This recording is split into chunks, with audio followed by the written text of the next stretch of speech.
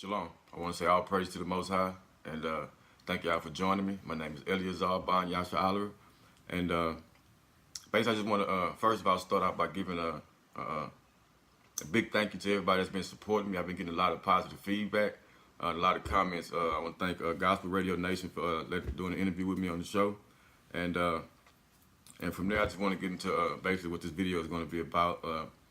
Over the past couple of days, I've been getting a lot of phone calls and questions and text messages and inboxes about what are we doing for Thanksgiving and how was your Thanksgiving and did you enjoy your Thanksgiving? And I've been able to do a lot of explaining, so I just want to make this video just to show people why me and my family don't celebrate Thanksgiving. Me, my wife, people in the house with me, like my wife and kids, we don't celebrate Thanksgiving. I haven't celebrated for a couple of years. The reason being is since coming to the knowledge of being an Israelite, I've learned to research the researchers and to try to at least do as much research as I can to find out the origins of all these holidays. I recently did a video about Halloween, and some of the comments were kind of mixed. Some of the people was like, basically, for the most part, a lot of people was like, well, I don't celebrate Halloween. We already know that. Whoop de whoop. So let's see how some people feel about a holiday like Thanksgiving, because in my perspective, Thanksgiving is even worse than celebrating Halloween. And by the end of this video, I'll prove that. So first thing first, what do you know about Thanksgiving? You know, most people get together with their family, they have the turkey, they have the cranberry sauce, the stuffing, but nobody takes time to think about like the origin, like where did it start from? You know what I mean? And everything is symbolic. So in order for me to prove what I'm trying to say, basically I want to show you that the so-called Native Americans and Hispanics are Israelites, you know what I'm saying? And that what happened to them on Thanksgiving and the year before and after and what's happening in present day, it's all biblical prophecy. You know what I'm saying? It was written and it was spoken about. So in order to prove that, you know what I'm saying, I want to start by showing you the tools that I'm going to use. I'm going to use the, of course, my Holy Bible, you know what I mean, King James Version, 1611, by the way. Also, I'm going to dig into this book right here a little bit. Lost Trials and Promised Land. It's a $5,000 book. It's an awesome book. Shout out to Gabor, Priest Officer and UPK for looking out for me. Now, we got Black Soldiers in Blue. I got a North American Encyclopedia of Indians. And of course, I'm going to touch into Black Indians a little bit. You know what I mean? Just to show you a few books I'm going to be reading out of. Of course, I use my phone for my Bible app, so I don't have to be flipping through the pages and stuff. So with that being said, I'm going to get right into it. Hosea chapter 4 and 6 says that my people are destroyed for lack of knowledge. You know what I'm saying? And that's exactly the case in the present day. Because I know that if we truly knew the origins of these holidays and had all the information need be from the beginning, we would never celebrate it from jump. So hopefully by the end of this video, you know what I'm saying, you could look, you have all year to think about it. Thanksgiving just passed, so you got all year to take the time, watch the video, take notes, and then hopefully by all praises to the Most High, by next year you won't be celebrating it, you know what I mean? So with that, I want to start by showing that how the Native Americans ended up getting over here, right? And to do that, I'm going to go to 2nd Ezra chapter 13, right? Just give me a second while I pull it. 2nd Ezra chapter 13. And I'm going to start at verse 40, okay? It says, those are the 10 tribes which were carried away prisoner out of the land in the time of Hosea, the king of Salmanasar, the king of Assyria, led away captive. And he carried them over the waters, and so they came into another land. But they took this counsel among themselves, that they would leave the multitude of the heathen and go forth into a further country where never mankind dwelt, that they might keep their statutes which they never kept in their own land. And they entered into the Euphrates by the narrow passages of the river. For the Most High then showed signs of them, and held still the flood till they were passed through. For through that country there was a great and namely way to go of a year and a half, and the same region is called Arsareth. Okay, I'm gonna stop right there. Now from there I want to show you a map.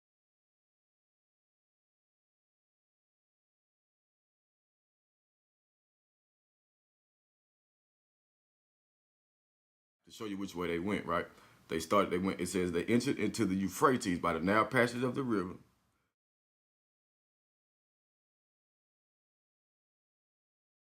And then the Most High showed signs for them, and they held still the flood till they were passed through. For through that country named there was a year and a half, and the same region is called Auschwitz. So it says they entered in Euphrates by the narrow passage of the river. So check this map out. All right.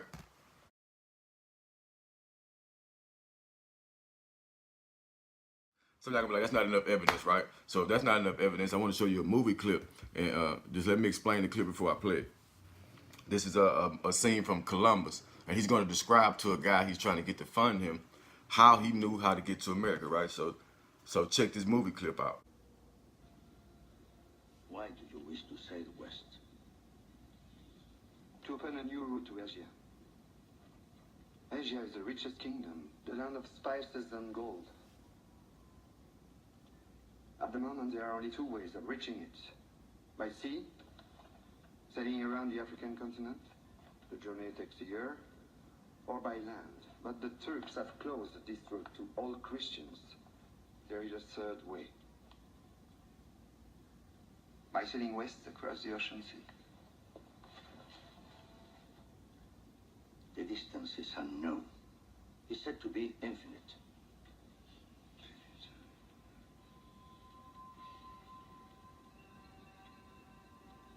Superstition.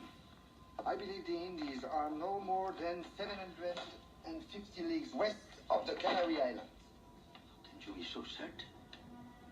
The calculations of Toscanelli, Marin de Tir, Esdras. Esdras is a Jew. So what's worse? 2 minutes, and already you're a dead man. For telling the truth? Yes. We are burning people for less. Check that out. Now I know you got a lot of people out there that's gonna be like, you know what I'm saying, they like to scoff a lot, you know what I'm saying? They like to try to knock like you know, so I know so we gotta use precept on precept. I wanna lay the evidence on real strong to show you right there. So I just showed you a book of the Bible that showed you how they got here, and I showed you a map, right? I showed you a clip from the movie Columbus, right? Now I'm gonna show you an excerpt from a book that I was just telling you about, the lost tribes of Promised Land. I want to read a passage out of it. Again, I'm trying to put a lot of information in a small amount of time, but it's on you to go study and show yourself approved. Just research what I say, right? So I showed you the map. I showed you the movie clip. Now here's a book, you know what I'm saying? This is a $5,000 book, Lost Tribes of Promised Land. And it wasn't written by a so-called black man or a so-called Hispanic or a so-called Native American. It was written by an Edomite, a white man, so-called white man. Basically, this part I'm going to read is him describing an encounter he had with Native Americans. It says, waving a banner in the air, the Indian guide was soon greeted by a puff of smoke far beyond the bank of the river. In response to his signal, 2 men waited. Eventually, a canoe appeared bearing 3 men and a woman, all of them Indians, to the place where Francisco and Montezinos were standing at the water's edge. The woman got off and spoke to Francisco in an Indian tongue that Montezino could not understand. Although he could not perceive he was being identified in the conversation, she then turned to her male companions to explain the situation.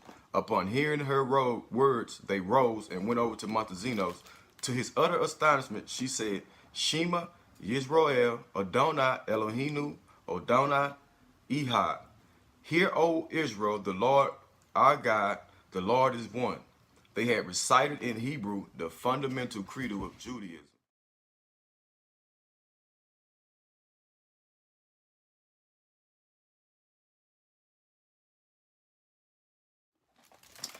In the next paragraph, it says, they told him that they themselves were of the tribe of Reuben, and explained that the tribe of Joseph lived on an island nearby. Right? So Francisco told Montesinos all he knew about these people from his own traditions, his ancestors, and their internal shame has indeed made war on them and persecuted them. The only sorcerers of this tribe had perceived that they were a special people and had given warning that they should be left alone.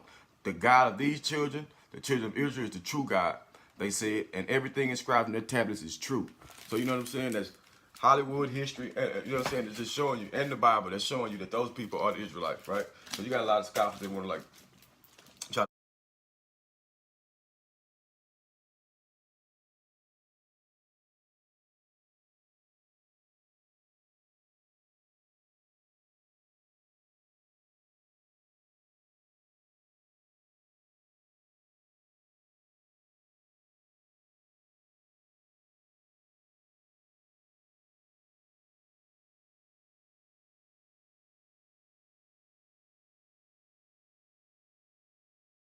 more scriptures. I want to go to Deuteronomy chapter 33, verse 1, just to show you that Moses prophesied about us coming to this land and about this going on, about this certain action, prophesied about the captivity that we're going to go through. So I'm going to go to Deuteronomy chapter 33, verse 1. It says, and this is the blessing wherewith Moses is the man of God, blessed the children of Israel before his death. So basically he was about to tell them what's going to befall them, right? So we're going to go to 33 and verse 20. It says, and Gad, he said, speaking of us, the Native Americans, and Gad, he said, blessed be he that enlargeth Gad. He dwelleth as a lion. He teareth the arm with the crown of the head. And he provided the first part for himself, because there in a portion of the lawgiver was he seated, and he became the heads of the people, and executed justice with the Lord and judgments with all Israel. Now, when it says Gad dwelleth as a lion, if you look at the war paint, check this image out, you know what I'm saying? Check these pictures out, you know what I'm saying? That's like how they used to paint their face before war.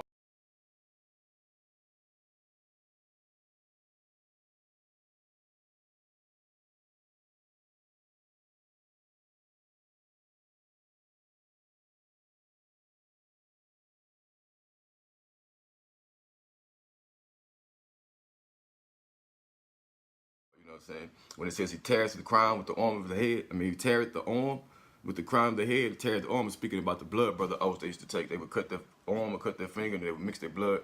You know, y'all know what the blood brother oath is. The Indians used to do that, you know what I'm saying? That's what it means, he tears the arm. And with the crown of the head, what stands out about Native Americans? It's the head, the crown of feathers they wore, right? You know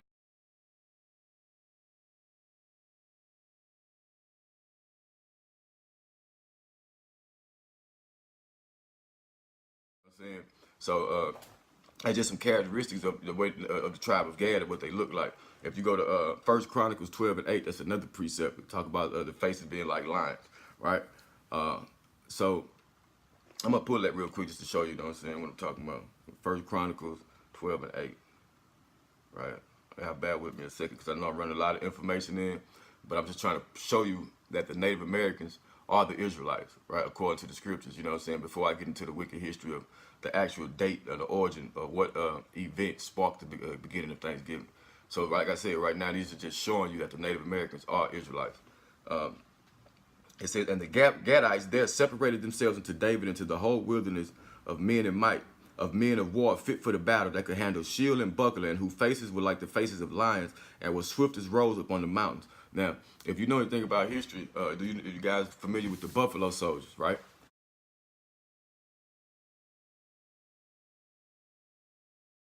If not, you just go look it up. Like if you, when the Spaniards and the Europeans were trying to conquer these lands or whatever, one of the last tribes they conquered was the Gadites, right? And they had to use the Buffalo Soldiers or other nations of Israel to conquer them. They had to use the tribe of Judah and tribe of Issachar to conquer them. You know what I mean? And again, like just let you know that they were fierce men. They were men of battle. You know what I'm saying? So from there, I want to go to Psalms 49:11 just to show you, because like I said, in the second Ezra 13 and 40, it said that they would go. This land was called Osiris, right? So now it's called America. Does anybody know why it's called America now? Right. Well, if not, the guys look up a guy named Amerigo Vespucci. In 1493, he came over here, right?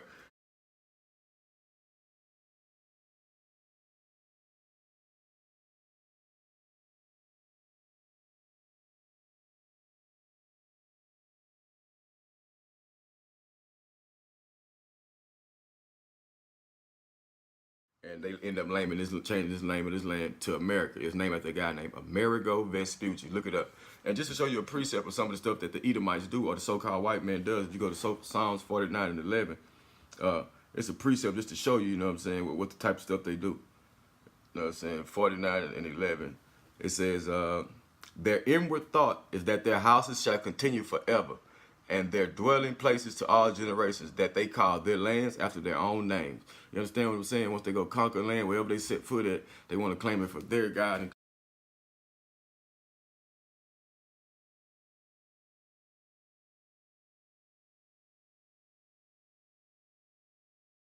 call it after their name. Same thing they did in Africa with Leo Scipio's African News. Same thing they did with America. You understand what I'm saying? Don't take for face value for what I say. Just go look it up. You know what I'm saying? And just show you another precept of how they think. You know what I'm saying? I'm gonna go to Psalms 64, 64:5. They encourage themselves in an evil manner. They consume of lame snares privily. They say, who shall see them? You understand? And they do this all the time. Watch, when I'm explaining this more as I go on, you get into the curses and some of the stuff they did, right?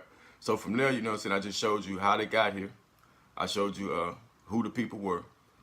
You know what I'm saying? And so now let's look into the history, actually, of what was going on before 1621. Or 60, that's when the actual event, the massacre happened that sparked the celebration of Thanksgiving.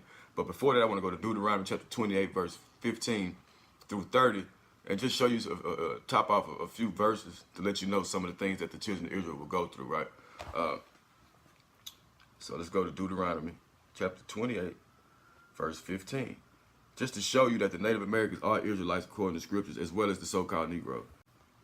Deuteronomy chapter 28, verse 15. But it shall come to pass, if thou shalt not hearken unto the voice of the Lord thy God, to observe and to do all his commandments which I command thee this day, that all these curses shall come upon thee and overtake thee until thou be destroyed. Right? So from there, I'm gonna go to I'm gonna start at 28 and 30. It says, thou shalt betroth the wife, and another man shall lie with her.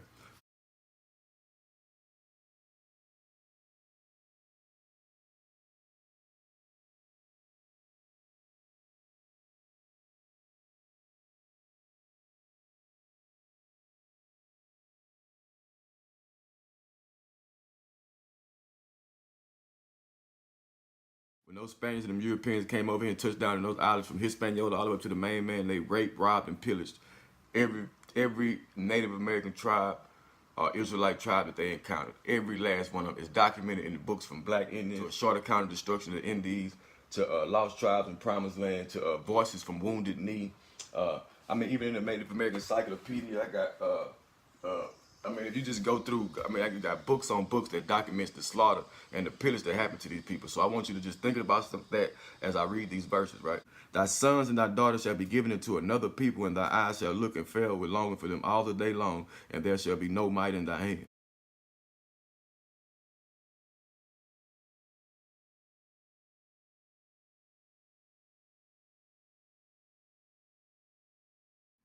You understand what I'm saying? The Native American Hispanics was lined up right there on the auction block with us. They were sold into slavery right there with us. We wore yokes of iron, and they wore yokes of iron.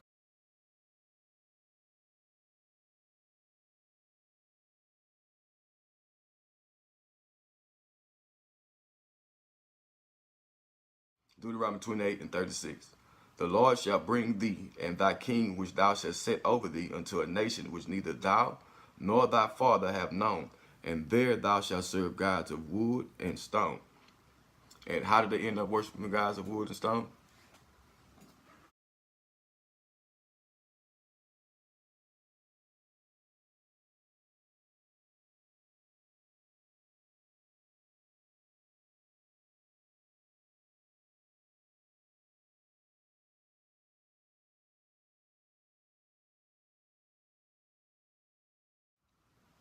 And thou shalt become an astonishment, a proverb and a byword among all nations whither the Lord shall send thee. A nigger, a coon, a spick, red, like all these different slang terms they call the Native American, Hispanic. Even those names right there: African American, Native American, Mexican, Cuban. Like those are not the original names what we would call. You know what I'm saying? These names that were given up on us by wicked ass Spaniards or Native American. I mean, wicked ass Edomite. Let's go to Deuteronomy 28 and 41. Thou shalt begot sons and daughters, but thou shalt not enjoy them, for they shall go into captivity. You understand what I'm saying? If you go to Deuteronomy 28 and 46, it's saying, they shall be upon thee as a sign and a wonder upon thy seed forever, meaning this will be his way for us to recognize it in the future, you know what I'm saying, future prophecy. Look at Deuteronomy chapter 28 and 49.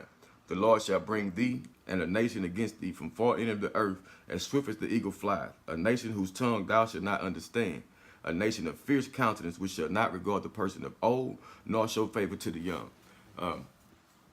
If you look at some of these pictures, I'm going to show you some of the stuff they did to these people, right? They didn't give a damn if you was a baby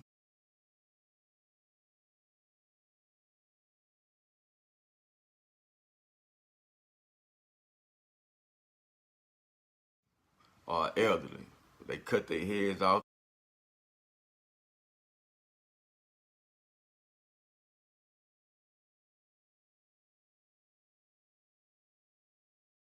fed them to the dogs. They burned them at the stake.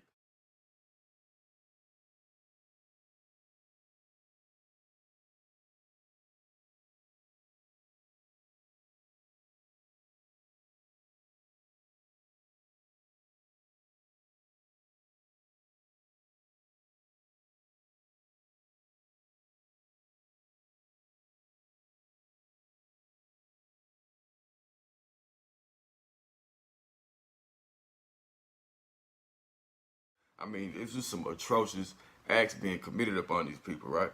And so, I mean, and then we go out and celebrate. Like, imagine how they feel sitting back watching y'all celebrate, right? Just imagine how these people feel, right? They went through all this stuff, right, from these people. They got slaughtered by the millions. They got slaughtered by the millions.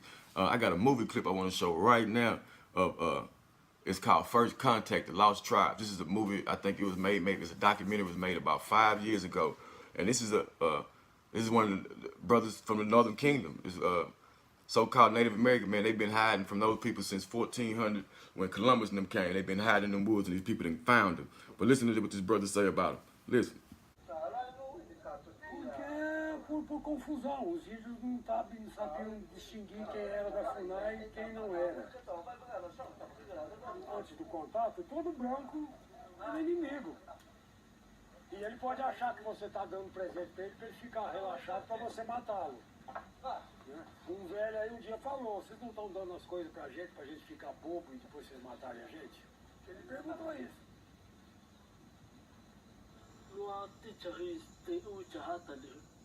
ada wa ai su na nu sa nu tu te tu bi ta bi sa no wi te u ka to da ka ba ta ta le ta be tu te u ka ta pe ya ka ra pe no ta be te u cha ke te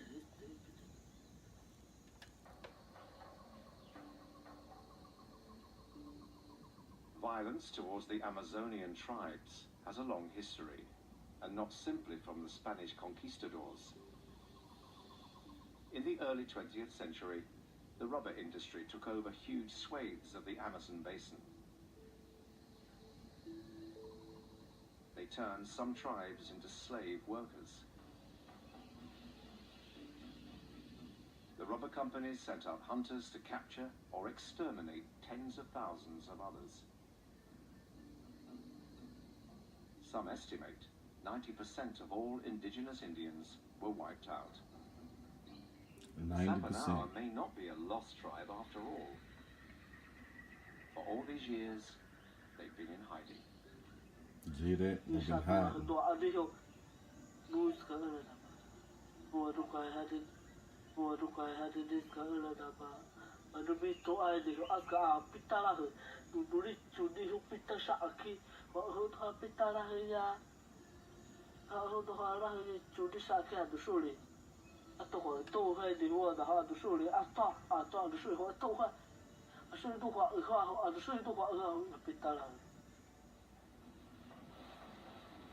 For over 100 years, these tribes have survived down these rivers.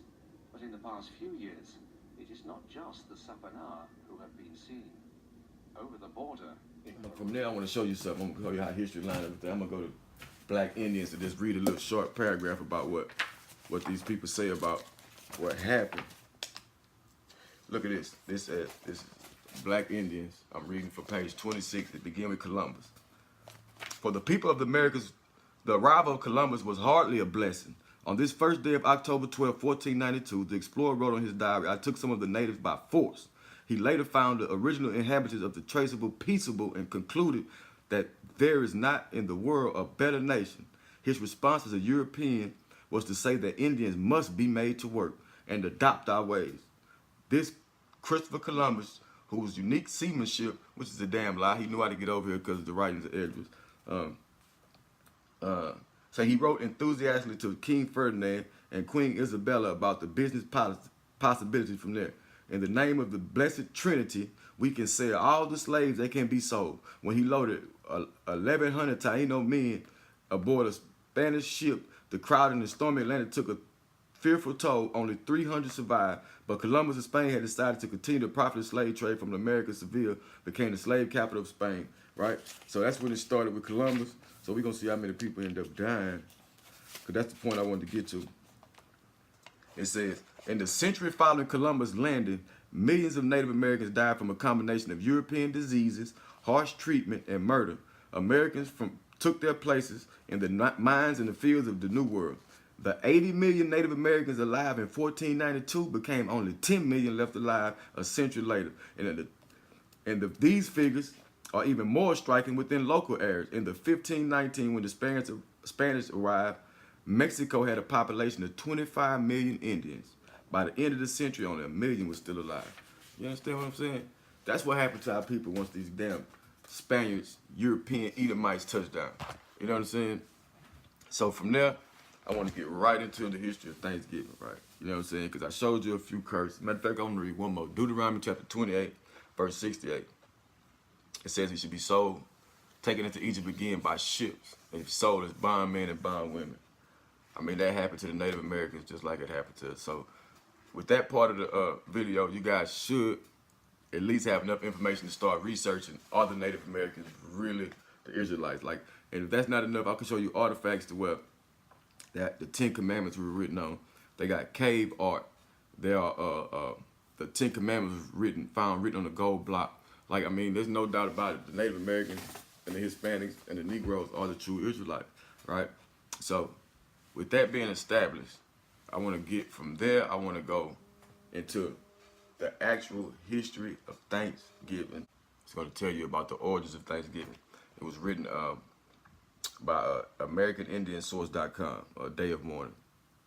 It says, traditional hospitality and generosity have and continue to be a constant tribal virtue.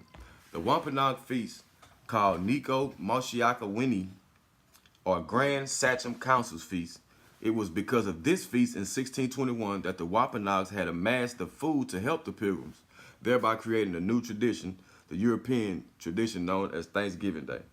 The Wampanoag feast is marked by traditional food and games, telling of stories and legends and sacred ceremonies, and the council on the affairs of the nation. The Masoat came to 90 Wampanoag men and brought 5 deer, fish, and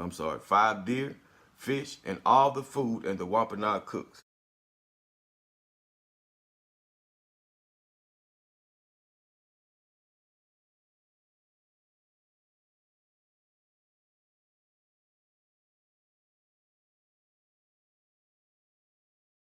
Before the Pilgrims arrived in Pilgrim, this had been the site of the Pawtuxet village, which was wiped out by plague introduced by the English explorers looking to grab a piece of the New World land. What they did was they gave them blankets that was infected by smallpox.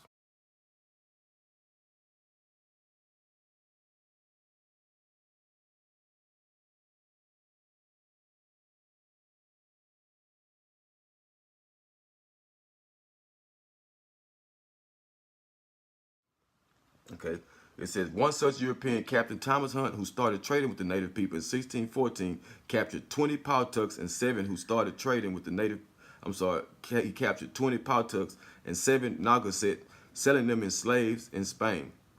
Many other European expeditions also lured Native American people onto ships and imprisoned them and enslaved them. These expeditions carried smallpox, typhus, measles, and other European diseases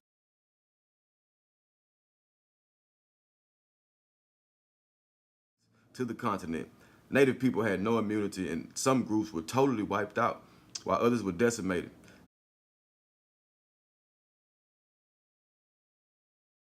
An estimated 72,000 to 90,000 people lived near southern New England before contact with Europeans. 100 years later, their numbers were reduced by 80%. They came here on a commercial venture. One of the first things they did when they arrived at Cape Cod before they even made it to Plymouth was to rob the Wampanoag graves at Corn Hill and steal much of the Indians' winter provisions, as they were able, steal as many as the Indians' winter provisions as they were able to carry. A suppressed speech of 1970 of Wim Sata to the native people who had observed these actions, it was serious desecration and an insult to the dead. So this is how Thanksgiving started, right? They said, ironically, the first day of Thanksgiving was proclaimed in 1637 by Massachusetts Governor John Winthrop.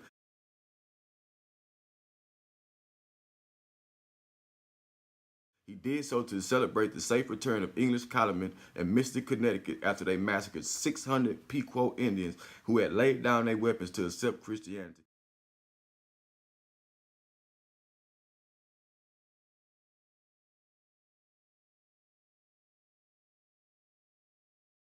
And they were rewarded with a vicious, cowardly slaughter.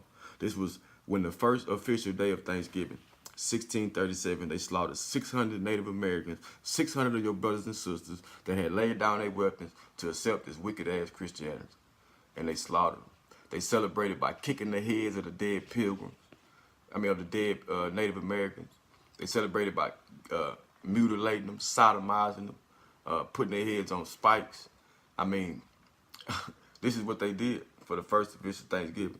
And now you're sitting there eating turkey.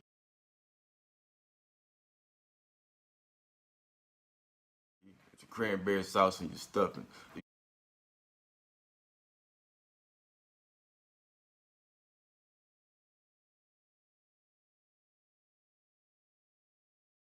know, the turkey represents the body.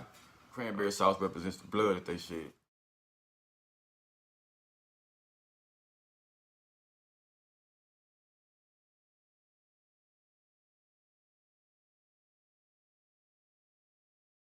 You understand? And the stuffing represents what they did to the bodies. You know what I'm saying? For now, I want to go to Psalms 55 because I want to bring something out.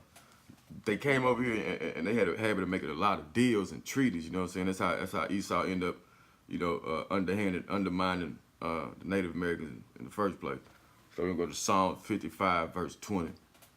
It says, "He hath put forth his hands against such as be at peace with him."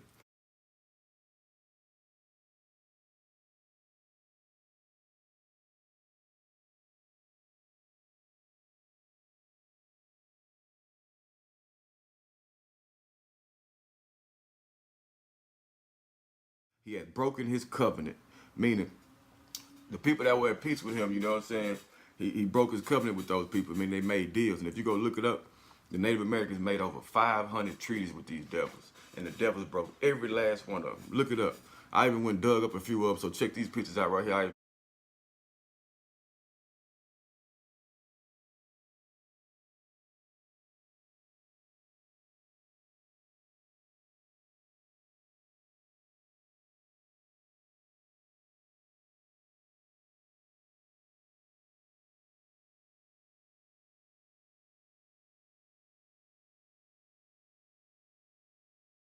And the Bible speaking about this, it says, Psalms 55, verse 20, "He hath put forth his hands against such that be at peace with him. He had broken his covenants. The words of his mouth were smoother than butter, but war was in his heart. His words were softer than all, yet they drawn swords."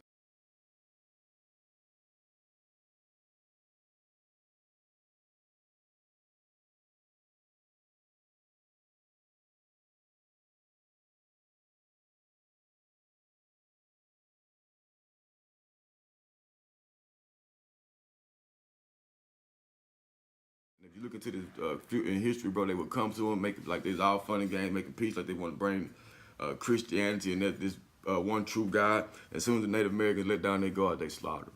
They slaughtered them, you know what I'm saying? It's documented history, you know what I'm saying? So from there, I want y'all to check out some of these, you know what I'm saying, these treaties, you know what I'm saying, that the Americans made, that the Europeans made with the Native Americans. You know what I'm saying? And they broke every last one. All the way up to present day. They ran the people up out of off the mass of the land. They put them on concentration camps that they call reservations. You understand what I'm saying? And now, right now, North Dakota, if I'm not mistaken, they're up there right now running them out their land for a pipeline.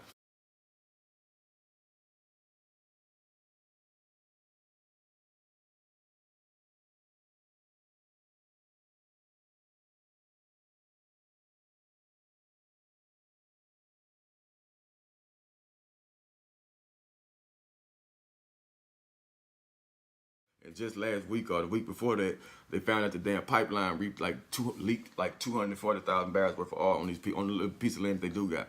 You know what I'm saying? So from there, I want to go to Habakkuk chapter 1, verse 6. Let me see. Let me pull that real quick in a second. 1 and 6. All right, and I'm gonna go from 6 through 11, and I'm gonna give you some characteristics and some prophecy about what's gonna go on. It says, "For lo, I raise up the Chaldeans, that bitter and hasty nation, which shall march through the breadth of the land to possess the dwelling places that are not theirs. They are terrible and dreadful. The judgment of their dignity shall proceed of themselves. Now, who came over here to America? They marched. When they got here to America on their horses, they marched from the breadth of the land, from the tip of South America all the way up through Canada and every island along the way. You understand what I'm saying?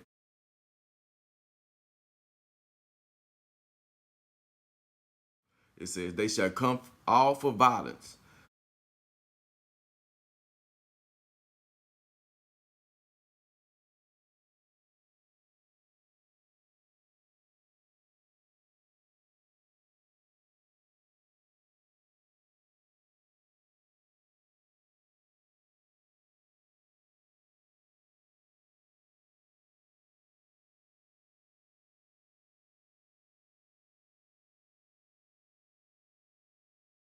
Their faces shall sup as the east wind, because if you know, like this is the western hemisphere. They came from the eastern, you know what I'm saying, eastern hemisphere.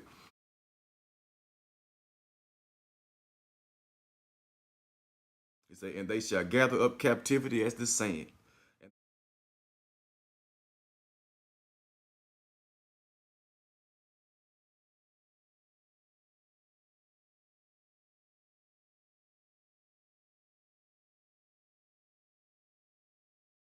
They shall scoff at the kings. They didn't give a damn about the kings that was already ruling.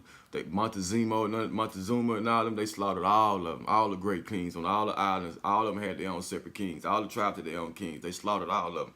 You know what I'm saying? It said they shall scoff at the kings. And the princes shall be a scorn unto them.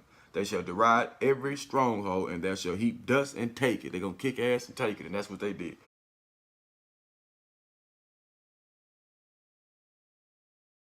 He said, then shall he change his mind, and he shall pass over and offend, imputing this his power unto his God. And I'd be damned if every time, like you can go look it up, every time they conquer the people, they say they did it in the name of their God.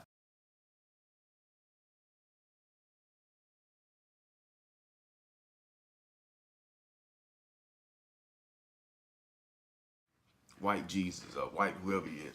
You understand what I'm saying?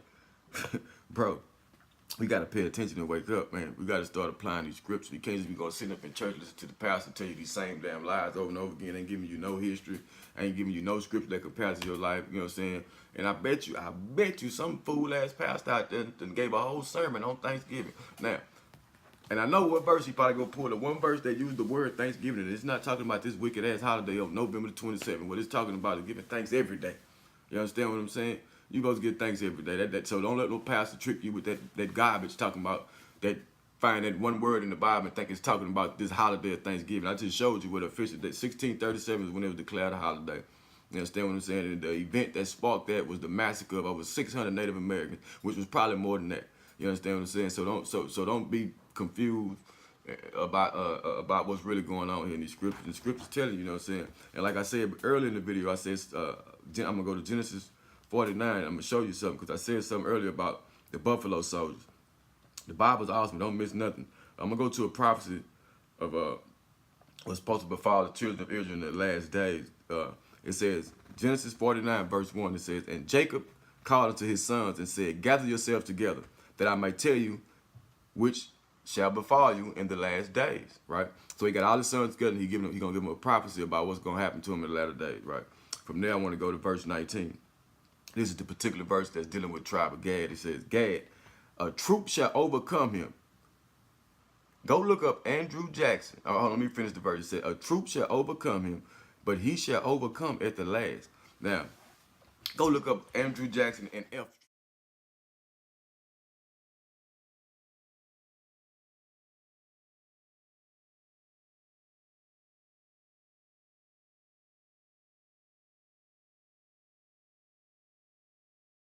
Troop.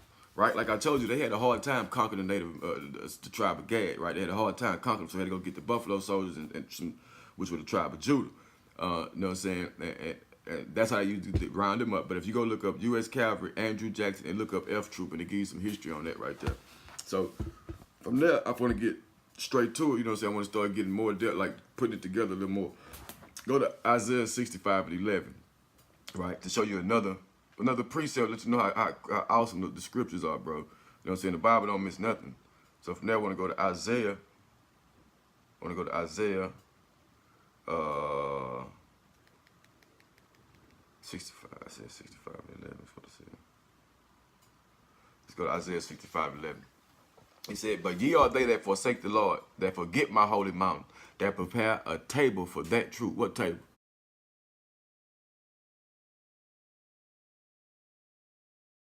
That Thanksgiving table, and that furnish the drink and that offering unto that number.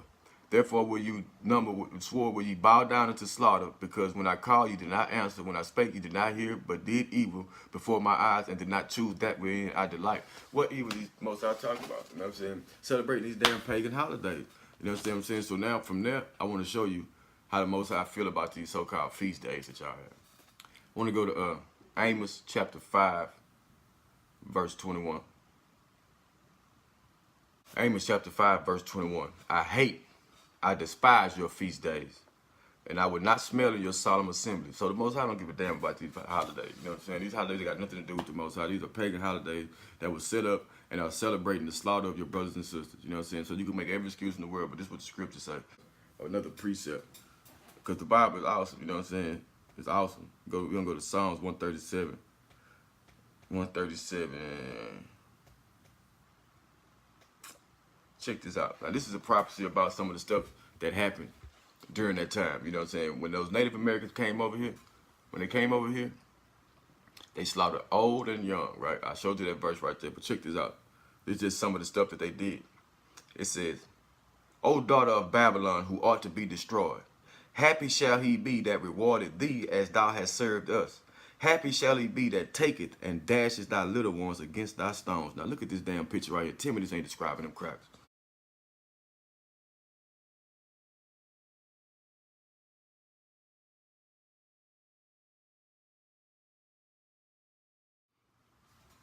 You know what I'm saying? And we find every excuse in the book not to, you know what I'm saying, believe these scriptures, you know what I'm saying, just because how we was raised in the tradition of men. You know what I'm saying? Like, man, we got to get off of that.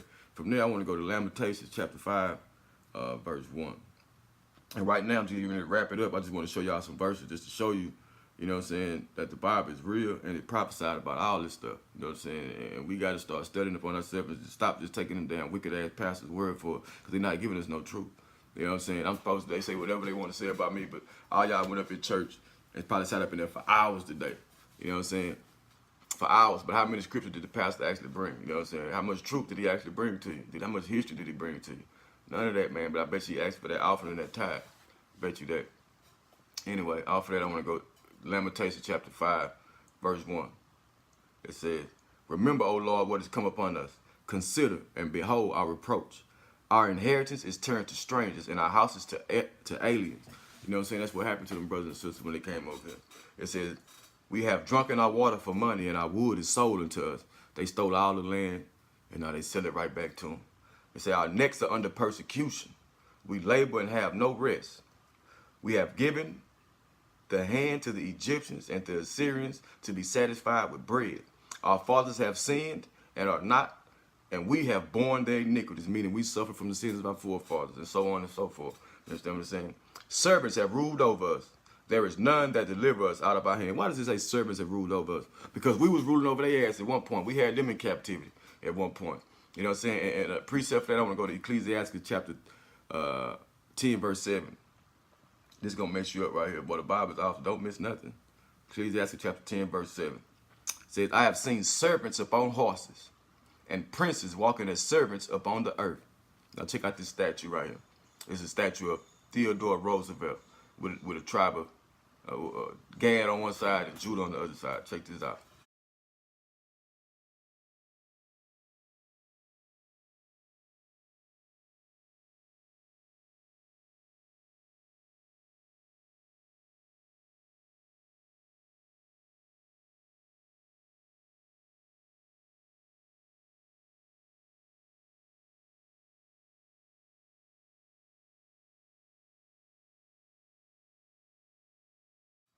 You understand what I'm saying?